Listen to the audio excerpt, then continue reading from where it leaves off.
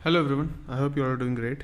First of all I am very very sorry because of the mains preparation मुझे बिल्कुल time नहीं मिल पा रहा है कि यूपीपी से क्या किसी भी बात की स्ट्रेटजी वीडियो बनाऊं।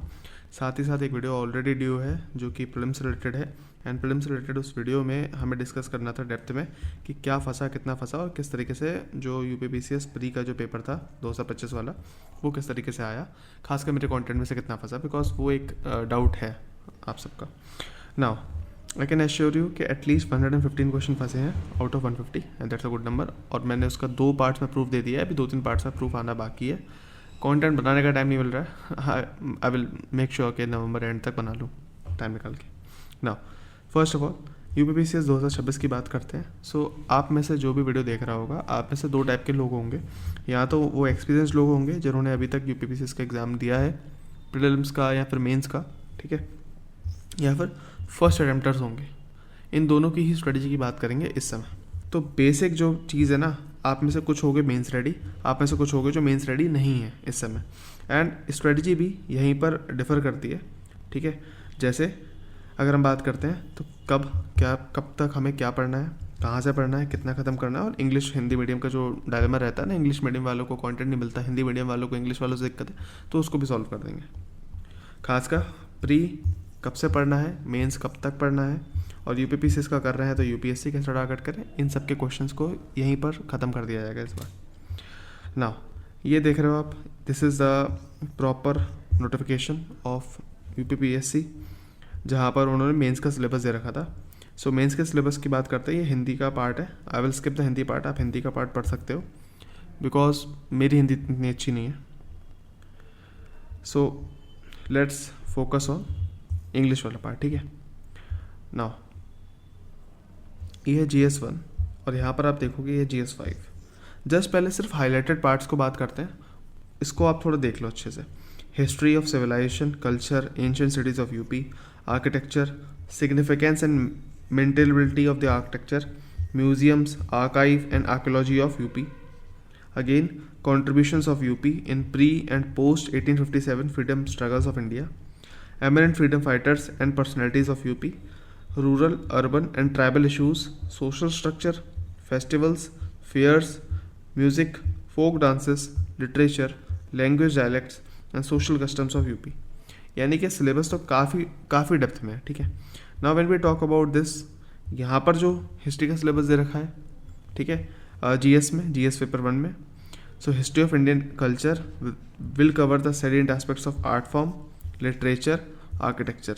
मतलब यहाँ पर हम इंडियन पर्सपेक्टिव में बात कर रहे हैं, वहाँ पर सिर्फ और सिर्फ यूपी का पर्सपेक्टिव एक्स्ट्रा ऐड हो गया। वी कैन से दिस, ठीक है।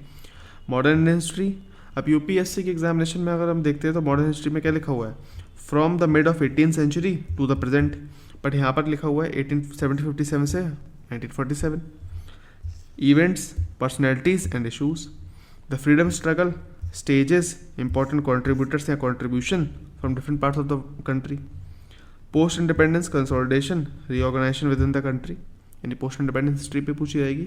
और वर्ल्ड हिस्ट्री में हमें देखने को मिलेगा 20th सेंचुरी के बाद का जो पूरा इतिहास है, खासकर 20th सेंचुरी तक का इतिहास है, 18th सेंचुरी से लेके, इसमें खासकर French revolution 1789, industrial revolution, world war, redraw of national boundaries, socialism, Nazism, fascism, ये सब हमें करना है cover. Now when we see this, ठीक है, तो हमें क्या समझ में आना चाहिए, हमें समझ में बहुत बेसिक सा ये आना चाहिए कि यार ठीक है, this is a part of history जो मैं यूपीएससी में भी कवर करूँगा और मैं यूपीपीसीएस में भी कवर करूँगा, है ना, हाँ के ना, दिस इज़ वेरी बेसिक। अब जब मैं दोनों में ही कवर कर रहा हूँ तो मुझे एक्स्ट्रा क्या कवर करना है, एक्स्ट्रा तो मुझे यही कवर करना है ना, ये वाला पार्ट। बट अगर मैं वापस आऊँ, history, civilisation, culture, ancient cities of UP, यानी कि स्पेसिफिक फोकस की बात हो रही है। Architecture, significance, maintainability, museum, archive, archaeology of UP, contribution of UP in pre and the post 1857 freedom struggles, ठीक है। हम कॉन्ट्रीब्यूशंस ऑफ डिफरेंट पीपल और डिफरेंट जो स्ट्रगल्स हुए थे, रिवॉल्ट्स हुए थे, मूवमेंट्स हुए थे, उनकी तो बात करते ही हैं 1857 तक का, 1857 आगे पीछे। बट यहाँ पर हम बात करेंगे कंट्रीब्यूशन ऑफ यूपी, ठीक है। फ्रीडम फाइटर्स एंड पर्सनैलिटीज़ की हम बात करते हैं, बट हम यहाँ बात करेंगे स्पेसिफिकली यूपी के बारे में। Rural, urban, tribal issues, social structure, और ये सारी चीज़ें जो हम कल्चर से पढ़ते हैं वो हम इंडिया के पर्सपेक्टिव से पढ़ते हैं और यहाँ पढ़ेंगे यूपी के पर्सपेक्टिव से। यानी कि जो पूरा फोकस है वो नैरो डाउन हो रहा है सिर्फ एक स्टेट के पर्सपेक्टिव से, है ना, इसलिए इसे यूपी स्पेशल भी कहते हैं पेपर को। नाउ जो पेपर 5 है, ये जो लाइन है, ये लाइन उनके लिए है जो यूपीएससी, यूपीपीएससी और यूपीएससी देना चाहते हैं एक साथ, ठीक है, what they have to do, ठीक है। और ये मैं यहीं पर क्लियर कर देता हूँ, इसके बाद एक जनरल पर्सपेक्टिव से आगे बढ़ेंगे, ठीक है। बहुत बेसिक है, प्री से पहले एटलीस्ट GS 1 से 4 तक ख़त्म कर लो अपना। प्री के बाद, क्योंकि वो तो आपको एटलीस्ट मेंस के लिए करना ही करना है ना, यूपीएससी मेंस के लिए भी कॉमन है वो चीज़, तो उसको अभी कर लो। और जो यूपीपीसीएस मेंस के लिए करना होगा वो अगर आपका प्रीलिम्स हो जाता है तो उसके बाद करना, अभी से मत करो, ठीक है। Are you getting this? Paper 5 and paper 6 of जो यूपीपीसीएस है उसको आप बाद में करना, after you have cleared prelims, ठीक है। अभी करके कोई फ़ायदा है नहीं ना। यहाँ पर यूपीपीसीएस और यूपीएससी वाला डाउट एक ख़त्म हो जाता है। दूसरी चीज़, अगर हम इसी सिलेबस की बात करते हैं तो देर आर सर्टेन थिंग्स जो हमें थोड़ा समझनी पड़ेगी। For example human migration, refugee problems, world and the focus of India, frontiers and boundaries with reference to Indian subcontinent, population villages, इस टाइप के कुछ एक्स्ट्रा कीवर्ड दे रखे हैं इस पेपर में। वाटर, सॉइल, फॉरेस्ट, अब ये आपको थोड़ा देखना है, आपको खुद से देखना है, हर चीज़ मैं नहीं बताऊँगा।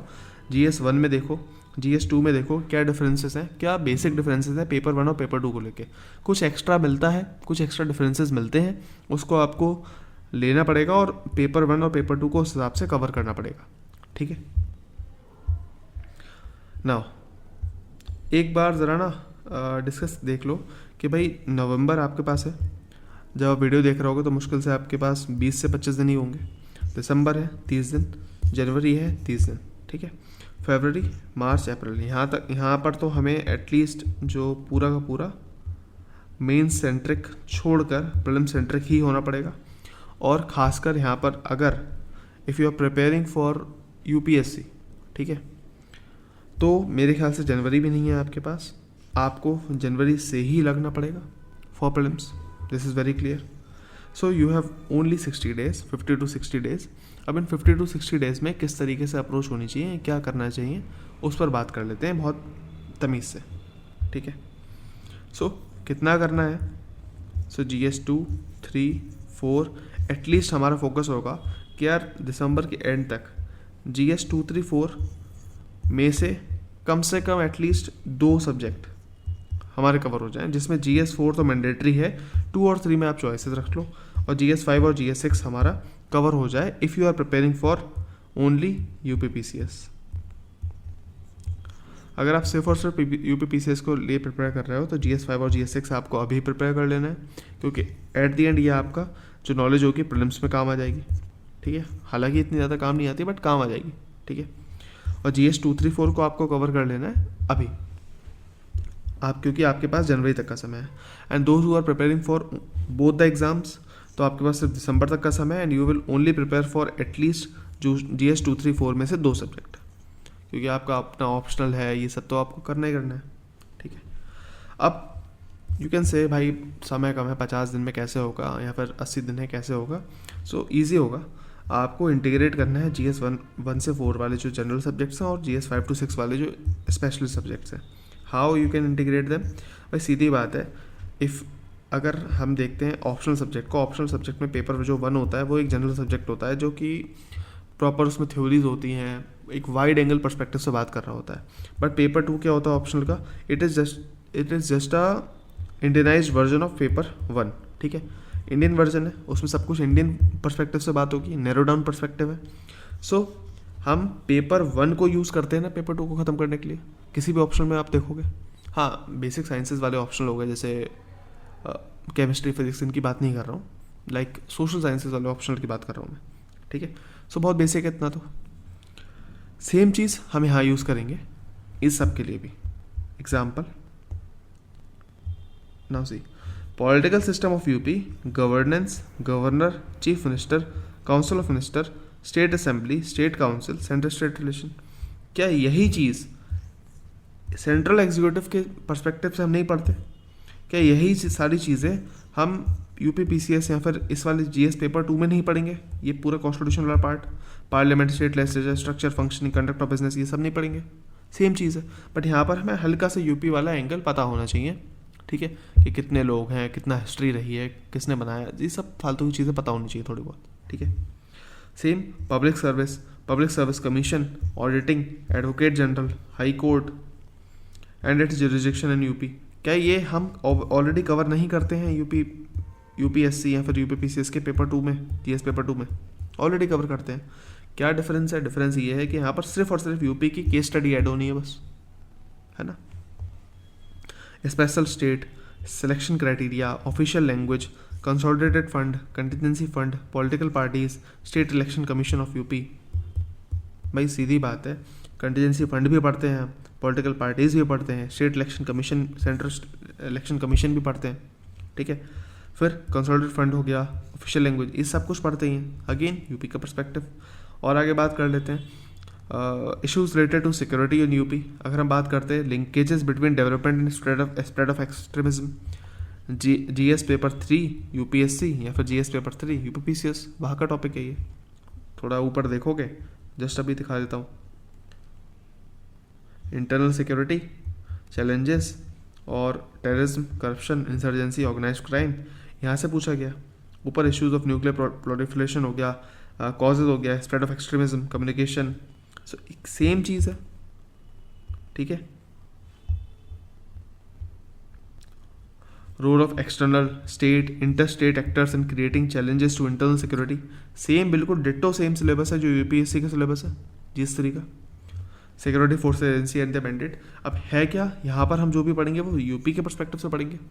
तो जब हम ऑलरेडी ऊपर हम कवर करेंगे जीएस पेपर 3 में इंटरनल सिक्योरिटी को, अगर किसके पर्सपेक्टिव से, यूपी एससी के पर्सपेक्टिव से या फिर यूपी पीसीएस जीएस 3 के पर्सपेक्टिव से। सो यहाँ पर बहुत बेसिक है, हम यहाँ पर जीएस 5 में we will cover with the perspective of UP, narrow down करना है। So these are the things. अब ये एनजीओ, ये सब टूरिज्म हो गया, ये सब ऑलरेडी हम कवर करते हैं, ठीक है। सो कहाँ से, अब कहाँ से समझने के लिए ना आपको एटलीस्ट पेपर का पैटर्न समझ लेना है पहले, कि पेपर का पैटर्न क्या है, what does the paper demands. So UPPCS का मेंस का एग्ज़ाम, ठीक है, 3 घंटे का होता है, आपको पता होगा। एंड टोटल जो मार्क्स होते हैं यूपीपीसीएस के एग्जामिनेशन में वो होते हैं 1500 मार्क्स, ठीक है। जनरल हिंदी 150 मार्क्स का होता है, ऐसे 150 मार्क्स का। ना इसके अलावा जीएस के पेपर्स होते हैं आपके, वो जो जीएस के पेपर्स होते हैं 6 पेपर्स होंगे, जीएस 1, 2, 3, 4, ये जनरल पेपर्स हो गए, जो जिसका सिलेबस बिल्कुल सेम है, लगभग 90% सेम है, जीएस 1, 2, 3, 4 ऑफ यूपीएससी, ठीक है। जीएस 5 और 6 ऑप्शनल की जगह आए हैं, और ये बेसिकली क्या है, स्पेशल सब्जेक्ट्स हैं, अभी जैसे कि हमने डिस्कस किया, ठीक है। नाउ अगर हम बात करें सबका वेटेज क्या है, 200 नंबर। एंड यहाँ पर जो 200 नंबर है वो किस तरीके से लोकेटेड है, 200 मार्क्स जो है वो 8 क्वेश्चन आएंगे आपको 10 मार्क्स के, जिनका वेटेज होगा बेसिक टोटल 80 मार्क्स, और आपको हर एक क्वेश्चन को 125 वर्ड्स में आंसर करना पड़ेगा। सेम चीज़ 120 मार्क्स, 12 × 10 और 200 वर्ड्स, ठीक है। नाउ अगर आपको लगता है ये ईजी है, then it is really not. Why? 9:30 से 12:30 is the time of paper number 1। जो भी होगा उसी दिन आपको पेपर 2 भी आंसर करना पड़ेगा, जो कि होगा 2 से लेके 5 बजे तक, ठीक है। टोटल आपके 8 पेपर होने हैं, ठीक है, 2 वीकेंड्स में होते हैं, ठीक है, सैटरडे संडे, इस तरीके से हो जाते हैं paper. Now when we talk about, एक पर्सपेक्टिव लेते हैं, अगर आपको 8 नंबर का क्वेश्चन लिखना है या 12 नंबर का क्वेश्चन लिखना है तो क्या होगा। भाई एग्जाम्पल, ऊपर से क्वेश्चन लिखा आएगा, जगह दी हुई है, आप इंट्रो लिखोगे, आप कंक्लूजन लिखोगे, कोई भी आप इंट्रो लिखोगे, कोई भी कंक्लूजन लिखोगे, उसमें कम से कम 20 वर्ड्स तो होंगे, तो 40 वर्ड्स तो वहाँ चले गए। तो अगर 125 वर्ड्स का कोई आंसर लिखना है आपको, ठीक है, तो ऑन एन एवरेज आपके पास 80 से 90 वर्ड्स ही बचेंगे, ठीक है, बॉडी के लिए। हम 100 मान लेते हैं ऑन एन एवरेज, ठीक है। सेम चीज़ 12 नंबर का आपको क्वेश्चन लिखना है, तो आपके पास ऑन एन एवरेज 150 से 160 वर्ड्स ही बचने वाले हैं, ठीक है। ये तो बहुत बेसिक क्लियर हो गया होगा मेरे ख्याल से आपको, ठीक है। ना उसमें भी डिफरेंट फ्लो चार्ट्स होंगे, ये सब तो आप खुद ही आंसर राइटिंग करोगे तो समझते जाओगे। अब आंसर राइटिंग की बात आती है तो कुछ बुद्धिजीवी सोचेंगे कि भाई आंसर राइटिंग कब से करनी है ना, बहुत समझदार है। सो अभी क्या, ठीक है, सो अभी क्या करें, आंसर राइटिंग कर लें? सो मैं कहूँगा अभी आंसर राइटिंग मत करो, ठीक है। अब आंसर राइटिंग नहीं करनी है, ठीक है, इसका रीज़न है, समझाता हूँ अभी। अब आंसर राइटिंग नहीं करनी है तो अभी क्या? सो देखो, आपने सुना होगा कि कोई XYZ सर हैं, कोई भैया है, उन्होंने कहा होगा आपसे कि आंसर राइटिंग अभी से स्टार्ट कर दो। बट एक बात खुद सोचो, मैं इस बात को बहुत अच्छे से मानता हूँ कि आंसर राइटिंग एक स्किल है जो कि समय के साथ आती है, you need to practice a lot. But आप just think with a wide angle perspective कि without content what will you write, without content what will you write. और लेट्स ब्रेनस्टॉर्म, यहाँ पर मैं आपको एक टॉपिक दे रहा हूँ, ठीक है, आप थोड़ा खुद सोचो। Impact of AI in Indian society, ठीक है। आप 1 मिनट का पॉज लोगे, ठीक है, मैं आपको थोड़ा हिंट दे रहा हूँ। जस्ट मुझे इतना बताओ कि कौन से पेपर का पार्ट है ये, और इसमें क्या क्या पॉइंट्स आप जनरेट कर सकते हो। कोई मुझे स्कीम का नाम नहीं चाहिए, कोई मुझे कुछ नहीं चाहिए, जस्ट लेट मी नो कि इसमें कौन कौन से डायमेंशंस आ सकते हैं। एग्जांपल टूरिज्म का डायमेंशन आ गया, कुछ भी डायमेंशन बन सकता है, just let me know this, ठीक है। 1 मिनट का ब्रेक लो, 1 2 3। आई होप आपने पॉज करके आंसर सोच लिया होगा, आई एम होपिंग दिस। आपको लगा होगा GS3 का पार्ट है, ऑब्वियसली साइंस एंड टेक से रिलेटेड है, तो हाँ, बट कायदे में देखोगे ना तो GS1 का भी पार्ट है, GS2 का भी पार्ट है और GS4 का भी पार्ट है, ठीक है। आओ भाई सिलेबस खेलते हैं, आपको समझाते हैं, ठीक है। सी, ये है मेन चीज़, सिलेबस मैपिंग करते हैं। सो GS पेपर 1, अगर हम वही उसी क्वेश्चन की बात करते हैं, impact of AI in Indian society, तो GS पेपर 1 सोसाइटी से कैसे लिंक्ड है ये? Salient features of Indian society, aspects of effects of globalisation और इंडियन सोसाइटी, यहाँ से पूछा जा सकता है। क्या पूछ सकता है? AI का effect on culture, family, employment, education, social stratification. GS paper 2 governance में पूछा सकता है, govern policies interventions for development, ये एक सिलेबस का पार्ट है। और governance, regulation of and ethical oversight of AI, digital divide क्या होता है, इंक्लूजन क्या होता है। GS पेपर 3 इकोनॉमी में पूछा सकता है, साइंस में, टेक सिक्योरिटी में पूछा सकता है, development in science and tech and their application, awareness in IT, computer, robotics, ये तो बहुत बेसिक है, आपको पता होगा। इसमें AI driven economic, industrial and defence transformation पूछे जा सकते हैं, और ये एक एंगल बन सकता है AI से रिलेटेड, ठीक है। एथिकल एंगल बन सकता है। सिलेबस का पार्ट क्या है? Ethical issues in public administration, property, emotional intelligence, challenges of digitisation. Now अगर हम यहाँ देखते हैं, सोचते हैं, तो क्या पूछा सकता है? AI ethics, human machine mortality, accountability, algorithmic बायस। आपने देखा होगा, इफ़ यू आर, एग्जाम्पल लेते हैं, ठीक है, ये एक आइडियोलॉजी है A और ये एक आइडियोलॉजी है B, ठीक है ना। अगर आप A आइडियोलॉजी वाले इंसान हो तो अगर आप देखोगे तो आपका एल्गोरिथम होगा, ठीक है, जो भी, फॉर एग्जांपल इंस्टाग्राम, तो आपको जो फीड में आएगा, आपको इंस्टाग्राम में आएगा, वो क्या आएगा? एल्गोरिथम A वाली आइडियोलॉजी ही आपको दिखाएगा। एग्जांपल लेते हैं, अभी बहुत सारे केसेस हो रहे हैं where womens are basically killing their husbands, ठीक है, due to extra marital affairs. आपने बहुत सारे केसेस सुने होंगे, मेरठ का केस हो गया, जबलपुर का केस हो गया, XYZ cases. Now in these cases आपका एक पर्सपेक्टिव ये हो सकता है, मान लो कि चल ठीक है, लड़की ने जो भी करा ठीक करा। एक पर्सपेक्टिव आपका होगा कि मान लो उसने सही नहीं करा, and depending on that perspective आपको AI उसी टाइप की नॉलेज प्रोवाइड कर रहा है, उसी टाइप की फीड प्रोवाइड कर रहा है, उसी टाइप का कंटेंट प्रोवाइड कर रहा है, जिससे कि क्या हो रहा है, A वाला एक्सट्रीम में जा रहा है A में, और B वाला एक्सट्रीम B में जा रहा है। उनके बीच में क्या हो रहा है? एक डिजिटल डिवाइड क्रिएट हो रहा है। इसको मैं कह सकता हूँ एल्गोरिथमिक डिवाइड, कि भाई एल्गोरिथम होता है हर एक उसका, AI का हर एक वेबसाइट का, हर एक चीज़ का एल्गोरिथम होता है, तो एल्गोरिथम बायस क्रिएट हो रहा है। ऐसे में पूछा सकता है एक कि भाई AI ह्यूमन को एक्सिस्टेंस रिलेटेड, ऐसे पूछा सकता है, ठीक है। देन अगेन अगर मैं बात करूँ GS 1 और 2 में लिंकेजेस, जैसे AI transformation, social structures demanding inclusive governance, policy and regulations of AI economic, industrial and security roles, GS 3-4 में ethical governance of AI, accountability of autonomous system पूछे जा सकते हैं। ऐसे और GS पेपर्स में लिंकेजेस तो obviously technology as a double edge sword theme बन सकते हैं। कुछ PYQs देख लेते हैं आप, ठीक है। What is the status of digitisation in Indian economy? E technology that helps the farmers in production market 2022 में पूछा गया UPSC में। चैलेंजेस ऑफ डिजिटाइजेशन 2020 में science and tech development and application. GS 4 में 2023 में पूछा गया challenges of digitisation property in governance, इससे रिलेटेड क्वेश्चन पूछा जा सकता है, ठीक है। नाउ सो ट्रेंड आपको समझ में आ गया। कुछ थीम्स जैसे कि AI और गवर्नेंस को मिला लें अगर हम, तो हम अकाउंटेबिलिटी अच्छी कर सकते, इंश्योर कर सकते हैं, ठीक है। एंड AI और सोसाइटी को अगर हम मिला लें तो डिजिटल इनइक्वालिटी है उसको काउंटर कर सकते हैं।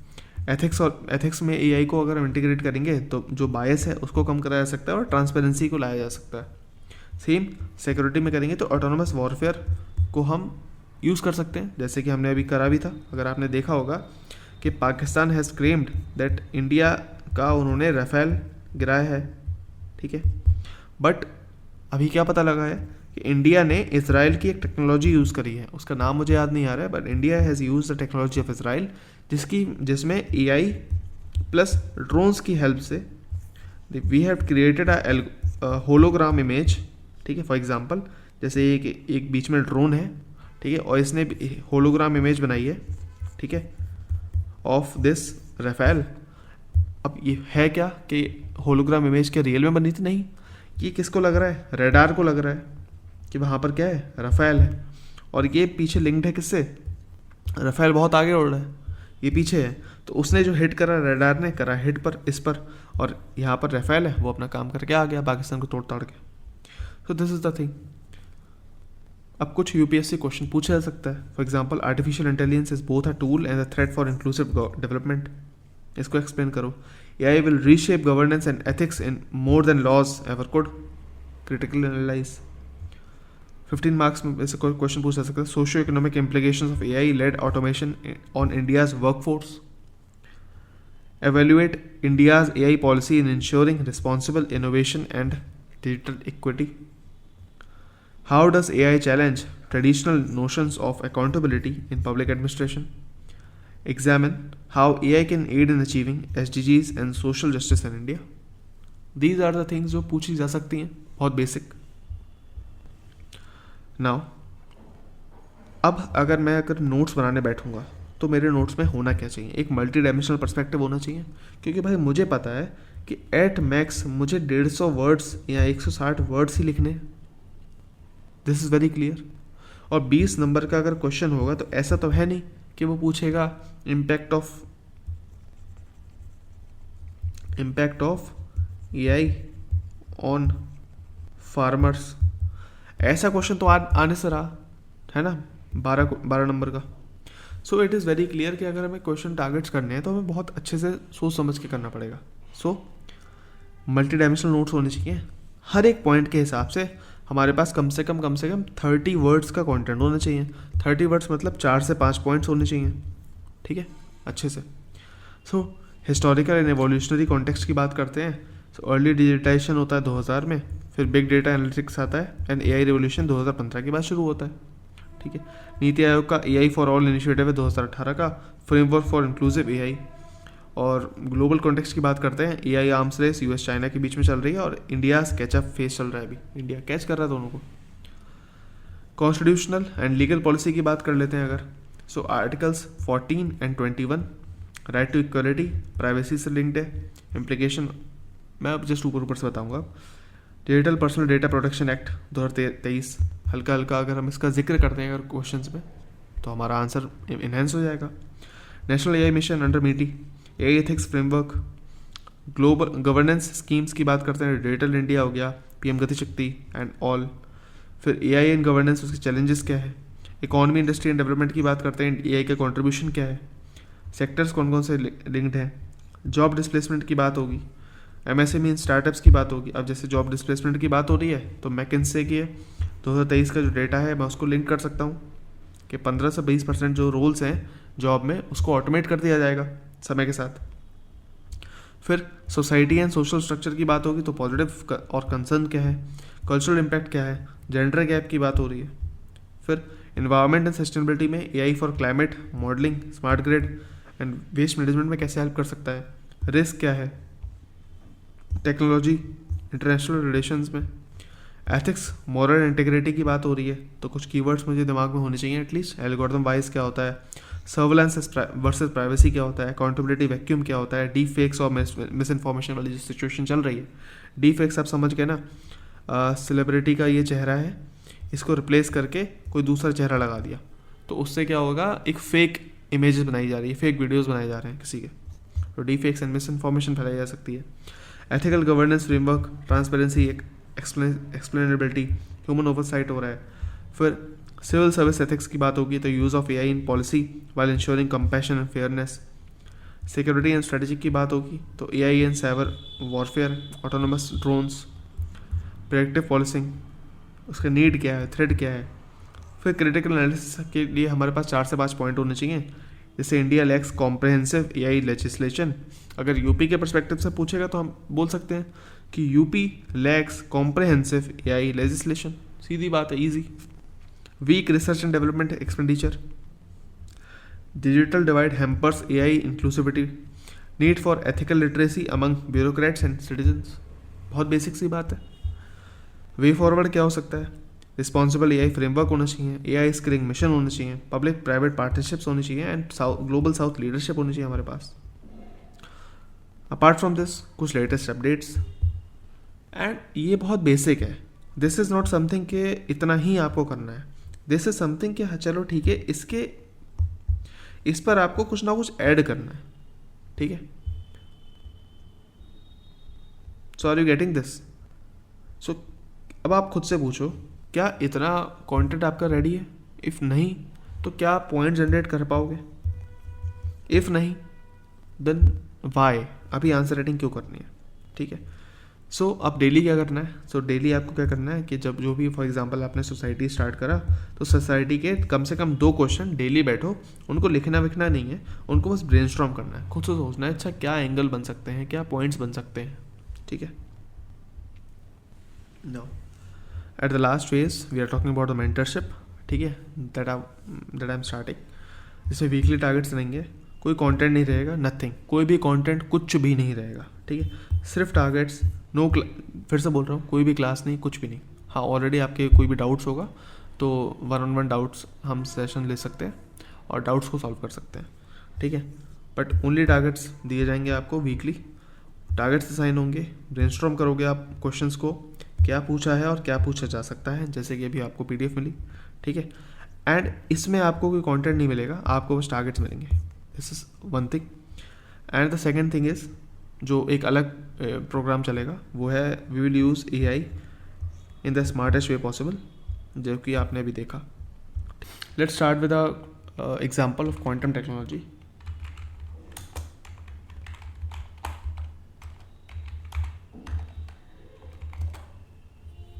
नाउ जस्ट इमेजिन करो कि आपको अगर ये सोचना होता तो आप किस तरीके से सोचते। GS paper 3 okay, science and tech से लिंक्ड हो गया, कोर एरियाज क्या है, क्वांटम कंप्यूटिंग हो गया, कम्युनिकेशन हो गया, सेंसर्स हो गया, क्रिप्टोग्राफी हो गया। जीएस पेपर 2 गवर्नेंस पॉलिसी से लिंक्ड हो गया, national mission of quantum technology and application पूछे जा सकते हैं। Ethical issues again, dual use, surveillance, algorithm bias, वही सब चीज़ें। फिर पीवाईक्यूज़ क्या पूछे गए, how does e technology help farmers, इससे लिंक पूछा गया है। Questions on AI, digitization, energy and innovation systems, challenges of digitization, ethical dilemmas and technology use, इस तरीके से क्वेश्चन पूछे गए हैं, ठीक है। नाउ ब्लॉकचेन पे ओके, क्या क्वेश्चन आ सकता है, quantum tech are emerging as a new frontier of digital sovereignty and strategic power, examine India's readiness in this field, distinguish between classical and quantum computing, obviously quantum supremacy, quantum cryptography, national mission of quantum tech and applications again. फिर notes में क्या क्या होना चाहिए, scientific and technological perspectives होने चाहिए and ये सारी चीज़ें हैं। फिर एक एंगल बैंक है जो कि मैंने उस नोट्स में नहीं दी थी, अभी आपको जो पीडीएफ समझाई थी उसमें नहीं था ये। तो थीम क्या है, उसके लिंकेजेस क्या है, गवर्नेंस में क्या क्या होना चाहिए, कीवर्ड्स हैं एक तरीके से, ठीक है, these are the things. Okay, so if you have this, ठीक है, अगर आपके पास ये है तो आपको पता रहेगा कि अच्छा क्या क्या कंटेंट एटलीस्ट कवर करना है, ठीक है, what to be covered. Okay, क्या कीवर्ड्स होंगे, क्या वो मेरे नोट्स में होने चाहिए। For example international strategic perspective से बात करते हैं, यूएस का क्वांटम इनिशिएटिव 2018 में आया था, चाइना का क्वांटम सैटेलाइट मिक्सियस है, यूरोपियन यूनियन का क्वांटम फ्लैगशिप और जापान का क्यूलीप। अगर हम इस तरीके से ही एक दो चीज़ें एक्स्ट्रा लिख देते हैं, ठीक है, एग्ज़ाम में, तो obviously it adds the value. Okay, let's start with another example. Okay,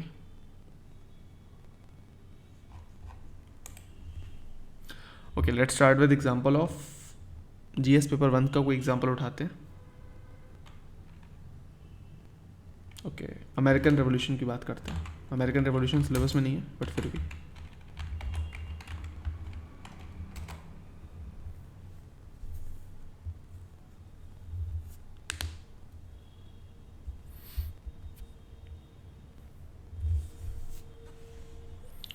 okay, सो ये जीएस पेपर 1 का एक डायमेंशन बन सकता है जो कोर टॉपिक ऑब्वियसली, ठीक है। जीएस पेपर 2 में US constitution was born from revolution, इस टाइप से कुछ बन सकता है, बट वो कोई कोर टॉपिक नहीं है। बट वहाँ पर comparison of Indian constitution scheme और उसमें यूएस कॉन्स्टिट्यूशन और इंडियन कॉन्स्टिट्यूशन के पर्सपेक्टिव पूछे जाते हैं। प्लस जीएस पेपर 4 में ethical moral dimension, governance, freedom struggle और freedom justice equality. So moral ethical dimension हल्का फुल्का बनता है, ठीक है। सो जीएस 4 में अगर पूछा जाएगा तो कैसे पूछा जा सकता है, ethical idealism of liberty, equality and rights, वहाँ पर आप कोट कर सकते हो इसको। जीएस पेपर 3 में आप इकोनॉमिक ग्रीवेंसेस की बात करें तो आप लिबरल कैपिटलिज्म को कहीं लिंक करके कोट कर सकते हो। सेम चीज़ कुछ PYQs अगेन जो कि इम्पॉर्टेंट है, ठीक है। सो एक रिकरिंग थीम और एनलाइटमेंट और ये सब आपको पता होगा। कुछ PYQs क्या पूछे जा सकते हैं वो तो वही चीज़ें हैं, ठीक है, उनको डिस्कस नहीं करते। Let's move to notes. तो आपको पास एक हिस्टोरिकल कंटेक्स्ट होना चाहिए, क्या इवेंट्स रहे हैं आपको वो पता होना चाहिए एटलीस्ट, ठीक है। एक आइडियोलॉजिकल डायमेंशंस आपको पता होने चाहिए कि भाई पॉलिटिकल फिलॉसफी क्या थी, इनलाइटनमेंट का इन्फ्लुएंस कहाँ से आया, डॉक्यूमेंट ऑफ आइडियोलॉजिकल मैनिफेस्टोज कौन कौन से थे, जैसे डिक्लेरेशन ऑफ इंडिपेंडेंस 1776, कॉन्स्टिट्यूशन जो बना है, बिल ऑफ राइट्स कब आया, हल्का फुल्का आइडिया रहेगा तब भी सही है। इकोनॉमिक डायमेंशन क्या है, सोशल डायमेंशन क्या है, पॉलिटिकल गवर्नेंस क्या है, और ये सब अगर डायमेंशंस पे नोट्स होंगे तो क्वेश्चन कहीं भी पूछ ले, हमारे हाथ में ये चीज़, ठीक है। Same cheese women in Naxalism, अब ये तो क्वेश्चन पूछा भी गया है यूपीएससी के द्वारा। लेट्स सी क्या बन सकता है इसका। So again paper 1, role of women and women's organization, population associated issues, poverty and developmental issues. So यहाँ पर रेलेवेंस क्या है, gender, rural poverty, tribal marginalization, recruitment base for Naxal women. GS paper 2, welfare schemes for vulnerable sections, issues relating to development and management of social sectors services. GS paper 3, role of external and non state actors in internal security, challenges of internal security through communication networks, linkages between development and spread of extremism. 4, ethics and governance, so वहाँ पर पूछा जा सकता है। Link की बात करते हैं, जीएस पेपर 1 और 3 में क्या लिंक बनेगा, जेंडर और सोशल डेप्रिविएशन, LWE, तो LWE जो है जीएस 3 का प्रॉपर सिलेबस है। जीएस 2 और 3 में क्या लिंक बन रहा है, गवर्नेंस डेफिसिट, सो ये सारे एंगल्स हैं। कुछ ट्रेंड एनालिसिस, ठीक है। LWE is showing downward trend but still affects many parts of the country. Briefly explains government's approach to counter the same. Role of women and women's organization पूछा गया था 2021 में, probability, empathy and compassion governance related पूछा गया था।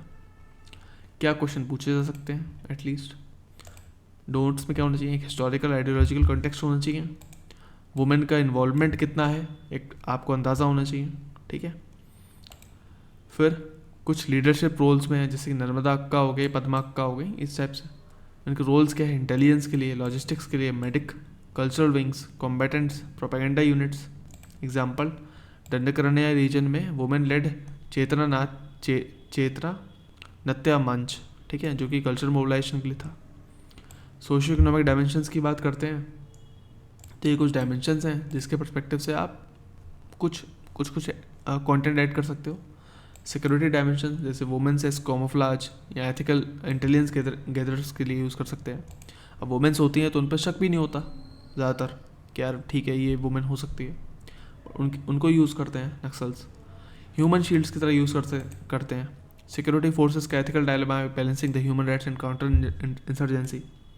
Operation समाधान प्रहार जो 2023 का था, focus on combined strategy of security plus development plus gender sensitivity. ठीक है, फिर सोसाइटल या जेंडर डायमेंशंस की बात होगी तो एंगल्स आपको पता होनी चाहिए। एम्पावरमेंट पैराडॉक्स है, women join for empowerment but and up in patriarchal Maoist hierarchy. क्योंकि एट द एंड अगर हम बात करते हैं माओइस्ट क्या करते हैं, they say that they are basically not patriarchal. ठीक है, दे से कि भाई इंडियन गवर्नमेंट की इंडियन स्टेट को हटाना है और जो भी दिक्कतें हैं वो हटानी, बट एट द एंड जो रूट कॉजेज हैं जैसे पेट्रियार्की वो तो वहाँ पर भी है। सेक्सुअल एक्सप्लॉयटेशन होता है वुमेंस का। ठीक है, रिहेबिलिटेशन बैरियर्स हैं। ठीक है, साइकोलॉजिकल ट्रॉमा चलता है, PTSD, loss of identity, community rejection, ये सब चीज़ें हैं। अब एक एम्पावरमेंट पैराडॉक्स लिखा आपने, उसके 2-3 पॉइंट लगा दिए। सेक्सुअल एक्सप्लॉयटेशन लिखा, 1-2 पॉइंट यहाँ आ गए। Rehabilitation barrier 1-2 point. Psychological trauma 1-2 point. Ethical dimension security versus human rights 1-8 point. How far can state use force without alienating local women, means versus and.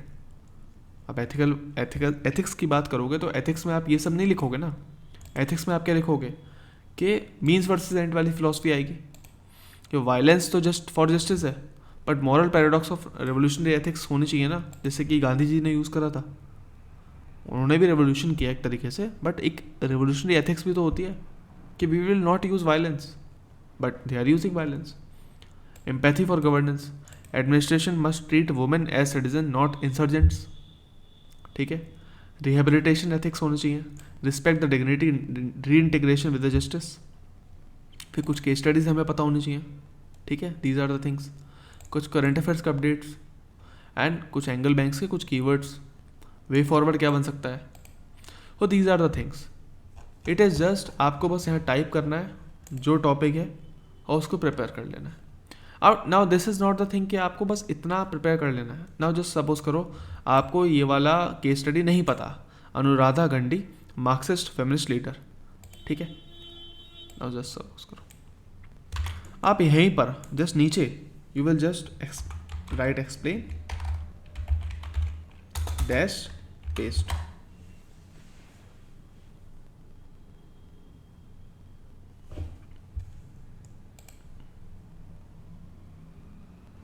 Just a minute. Now you will get complete idea कि भाई background क्या है, सब कुछ क्या है, पूरा context. आपको जिस तरीके से समझना है उस तरीके से समझ लो। Are you getting this? Now अब आपके लिए क्या क्या करना है आपको इसके लिए। Do you have to take कि मतलब आपको ये ChatGPT का प्रीमियम सब्सक्रिप्शन लेना पड़ेगा? नथिंग, कुछ भी नहीं लेना है ऐसा कुछ।